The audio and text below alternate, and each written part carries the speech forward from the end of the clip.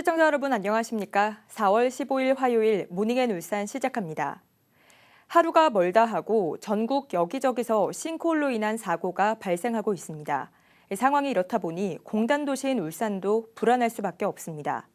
어제 울산도심 한복판에 싱크홀 발생 우려가 자주 제기돼 온 민원 현장에서 집안 탐사 활동이 있었는데요. 그 현장을 전우수 기자가 함께했습니다. 울산 남구 삼산동 이마트 주변 여성인력개발센터 앞입니다. 중앙선을 기준으로 전체 1.6km에 이르는 도로 곳곳이 울퉁불퉁하게 패였습니다.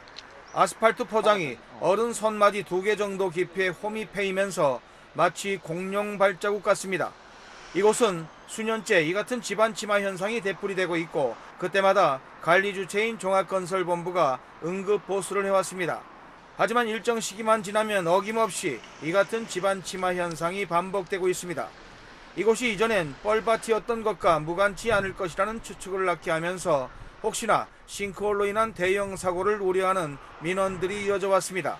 이에 따라 울산 종합건설본부가 되풀이되는 원인이 무엇인지 규명하기 위해 집안 탐사에 나섰습니다. 지표 투과 레이더인 GPR이라는 첨단 센서 장비를 탑재한 차량을 싱크홀이 우려되는 도로 위를 지나면서 특수한 전자파를 쏴 땅을 파지 않고도 지하의 지형 정보를 알아내는 방식입니다. 이 장비를 활용해 지하 1.5m 정도까지의 빈 곳, 즉 공동의 형태나 대략적인 거리를 파악할 수 있습니다. 종합건설본부는 이번 탐사를 통해 이상 유무를 확인하고 3, 4일간의 검사 결과를 토대로 2차 정밀조사 여부를 판단한다는 방침입니다. 현재 지금 집안 탐사를 하게 되면 침하가 우려되는 부분 그리고 공종이 우려되는 부분을 사전에 탐사를 하여 사전 대응을 해서 이제 보수를 진행할 수가 있습니다. 그러나 문제는 이 같은 집안 침하에 대한 사전 점검의 속도가 더디다는 점입니다. 국내 최초인 울산국가산단에는 매설 20년이 넘는 노후 배관이 전체의 60%를 넘는 936km에 달합니다. 울산시가 매년 집안 탐사 용역 발주에 나서고 있지만 예산상의 문제로 그 대상이 1년에 7km 정도에 그치고 있습니다.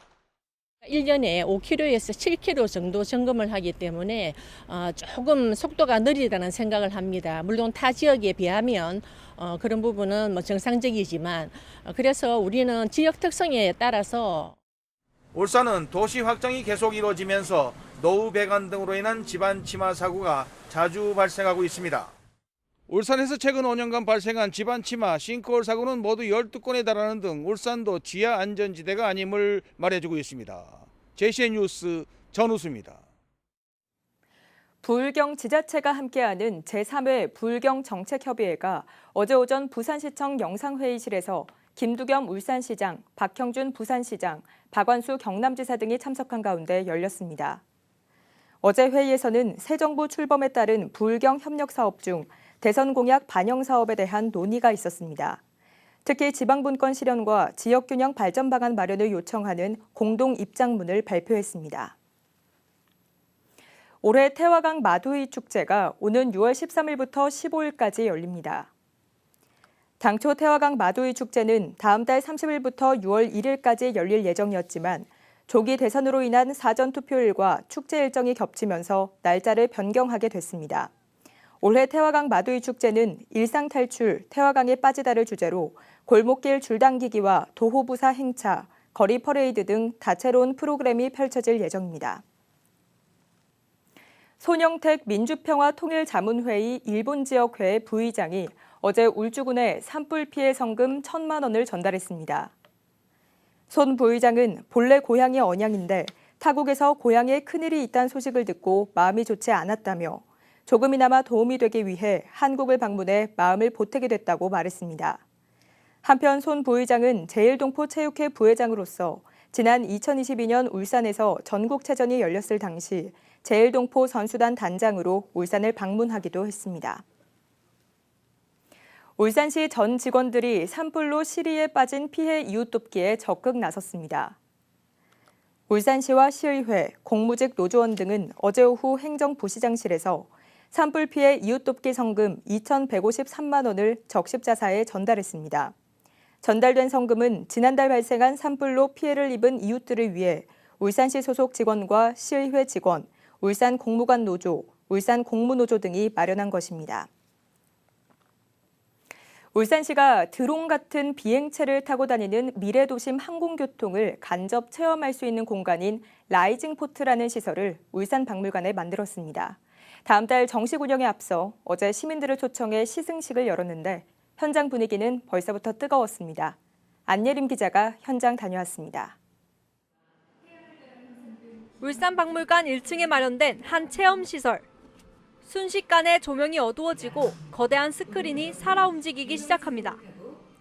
이 체험시설은 울산시가 추진하는 미래 도심 항공교통을 체험할 수 있는 울산 라이징포트. SK그룹이 지난해 미국 라스베이거스 국제전자 제품 박람회에서 선보인 매직 카페트를 이용한 시설입니다. 다음 달 1일 울산 라이징포트 정식 운영을 앞두고 시민들과 함께하는 시승식이 열렸습니다. 5개의 고해상도 LED 화면과 모의 비행 장치를 결합한 이 시설에 들어가면 태화강 국가정원과 영남알프스, 대왕항 공원 등 주요 관광지와 미래산업도시 울산을 한눈에 볼 수 있습니다. 몸을 실은 장치가 1m 높이로 떠올라 실제로 하늘을 비행하는 듯한 몰입감을 느끼게 합니다. 태화강이랑 울산 시청처럼 엄청 넓은 그런 데를 가본 것 같아서 기분이 좋았고 이런 것들 많이 만들었으면 좋겠어요.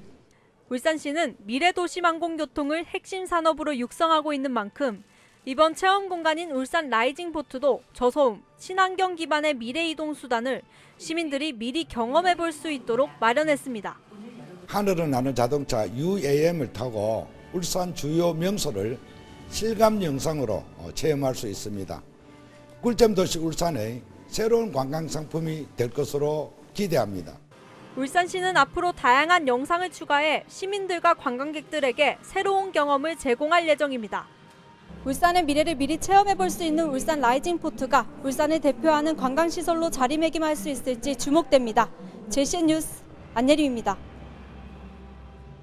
천창수 울산시 교육감이 현장 체험학습 위축과 관련해 교사를 보호할 수 있는 법 개정을 대선 후보들에게 제안하기로 했습니다.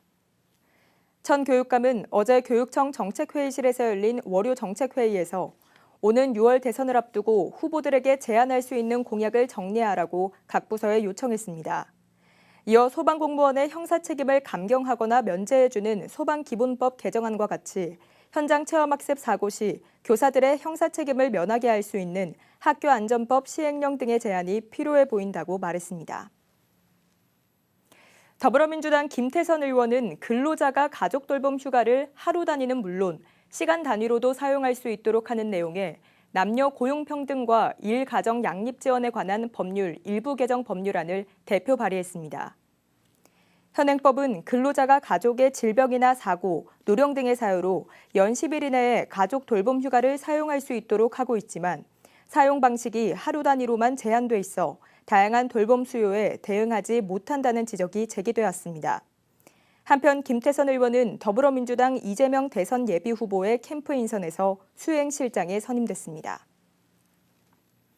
중구청은 어제 김종윤 울산중구도시관리공단 신임 이사장에게 임명장을 수여했습니다. 김 이사장은 울산대학교 정책대학원을 졸업하고 국회의원실 보좌관을 지냈으며 중앙신협에서 근무한 바 있습니다. 김 이사장의 임기는 오는 2028년 4월 13일까지입니다. 한국동서발전이 탄소중립 실현을 위해 태양광 전력 생산이 가능한 조형물 개발에 본격 나섭니다. 이를 위해 동서발전은 지난 11일 HD 현대건설기계와 함께 도심형 태양광 연구개발품 실증과 확대를 위한 업무 협약을 맺었습니다. 이번 협약을 통해 양기관은 먼저 HD 현대건설기계 울산 공장에 3D 프린팅 기술을 활용한 태양광 조형물을 설치하고 성능이 검증되면 울산 전역으로 확대 적용할 방침입니다. 울산시와 태화강 생태관광협의회는 어제부터 27일까지 중구 구사무교 일원 태화강 산책노엽 갓꽃 군락지에서 태화강 야생갓꽃 맞이 관찰장을 운영합니다. 관찰장에서는 자연환경 해설사들이 생태 관찰장에 상주해 생김새가 유사한 갓과 유체 구별법과 태화강 야생 갓꽃 군락지가 생겨난 환경 등에 대한 설명을 들을 수 있습니다. 관찰장 운영 시간은 오전 10시부터 오후 5시까지로 휴일에도 운영하지만 비가 오는 날은 문을 닫습니다. 바닷가나 강가에 있는 공유 수면은 개인이 마음대로 쓸 수 없습니다. 그런데 북구의 한 카페에서 공유 수면을 무단 점용한 데 이어 건축법과 식품위생법까지 위반한 사실이 드러나 논란이 일고 있습니다. 라경훈 기자입니다. 북구 강동동 해변가에 버스 모양의 건물 2대가 놓여 있습니다. 버스를 개조해 만든 이 건물은 현재 카페로 운영되고 있습니다. 특색 있는 외관과 메뉴로 온라인상에서도 입소문을 타고 있습니다. 하지만 이 카페의 일부가 공유 수면을 불법으로 점유하고 있는 것으로 확인됐습니다. 제가 여기 악의적으로 했겠습니까? 규정을 잘 몰라서 그런 것이지. 법을 어기면서 할 생각은 없어요. 공태에는 저런 거 치운다고 하고 이건 안으로 땡긴다 하고. 문제는 이뿐만이 아닙니다. 지자체 허가 없이 무단으로 건물을 증축한 사실도 드러났습니다. 또 신고 없이 식품 창고를 설치해 식품위생법을 위반한 사실도 적발됐습니다. 영업신고했을 당시의 면적이 아니라는 거죠. 중간에 달아냈는데 식품 창고를 쓰고 있더라고요. 건축물도 아닌 것이 이렇게 창고처럼. 인근 주민들은 불편을 호소합니다. 바다하고 바로 인근에 공유 수면에 지금 그걸 해가지고 그거를 확 차앞에 바다에 경관도 사람 나가는데 그거를 자기 개인 목적으로 해가지고 지금까지. 구청은 조만간 행정 절차에 나설 계획입니다. 지번 외에 쓰고 있는 땅이 확인이 돼서 행정 절차법에 따라서 진행 중에 있습니다. 측량도 다시 할 거거든요. 해서 확실한 면적이 나오고 나면은 절차법에 따라서 진행을 하고 옮기거나 뜯거나 조치를 취하는 거죠. 국유지 무단 사용에다 건축법과 식품위생법까지 위반하고 있는 이 카페. 많은 관심을 받고 있는 만큼 하루빨리 정비가 이뤄져야 할 것으로 보입니다. JCN 뉴스 라경훈입니다. 유니스트 연구팀이 전자피부에 지문을 새길 수 있는 기술을 개발했습니다. 유니스트 화학과 심교승 교수팀은 전자피부에 톨루엔 용매를 떨어뜨리고 고속 회전시켜 피부 표면에 용매를 증발시키는 방식으로 무작위 주름 패턴을 만드는 데 성공했습니다. 이 기술로 만들어진 인공지문은 사람 지문이 같을 확률인 640억 분의 1보다 1억의 4제곱배나 더 낮아 보안과 고유 식별이 필요한 미래 기술에 폭넓게 사용될 걸로 기대되고 있습니다. 울주군이 서생면 일대의 주민 안전 강화를 위한 범죄 예방 도시 디자인 셉테드 사업을 본격 추진합니다. 올해 사업은 서생면 진아리와 서생리 일대 4만 5천 제곱미터 규모로 진행되며 울주군은 군비 4억 원을 들여 이번 달 실시 설계를 마무리하고 다음 달 10일까지 공사를 실시할 계획입니다. 공사는 성동초등학교 후문 인근 어린이 보호구역과 마을 골목길 등 마을 중심 생활권을 대상으로 진행되며 보행로와 안전펜스, 횡단보도와 조명, 반사경 등이 설치될 예정입니다. 울산체육공원 내 문수 실내 테니스장 조성 건축 설계 공모에서 주식회사 미건 건축사 사무소의 작품 빈마루가 당선작으로 선정됐습니다. 울산시는 공모에 접수한 8개 작품 가운데 작품 빈마루가 울산체육공원의 자연과 조화를 이루고 공간 구성이 우수하다는 점에서 높은 평가를 받아 당선작으로 선정했다고 밝혔습니다. 문수 실내 테니스장은 지상 1층 연면적 7,000제곱미터, 실내 코트 8명으로 조성될 예정으로 국비 30억 원 등 총 120억 원이 투입되며 올해 8월 착공해 내년 2월 준공할 예정입니다. 울산시는 어제 오전 시청 일별관 회의실에서 식중독 예방 컨설팅 사업 설명회와 식중독 원인 조사 교육을 실시했습니다. 어제 사업 설명회에는 울산과학대 산학협력단 최영철 교수가 컨설팅 사업에 대해 그리고 부산지방식품의약청 양성호 주무관이 식중독 발생 시 대응 체계에 대한 이해와 현장 조사 방법 등에 대해 강의했습니다. 한편 지난해 울산에서는 3건의 집단 식중독 사고가 발생해 31명이 치료를 받았습니다. 울산시는 어제부터 오는 6월 13일까지 61일간 관내 시설물 453개소로에 대해 집중 안전점검을 실시한다고 밝혔습니다. 이 집중 안전점검은 정부와 지자체, 시민이 함께 우리 사회 전반에 대한 안전관리 실태를 점검하고 위험 요인을 발굴 개선하기 위해 지난 2015년부터 매년 실시하고 있습니다. 올해 점검에서는 배터리 제조업체와 산업단지, 유해 화학물질 취급시설, 다중이용시설 등 지자체 필수 점검시설과 중앙위임시설 등 모두 453개소를 대상으로 집중 점검이 실시됩니다. JCN 모닝앤 울산 마칩니다. 함께해 주신 여러분 고맙습니다.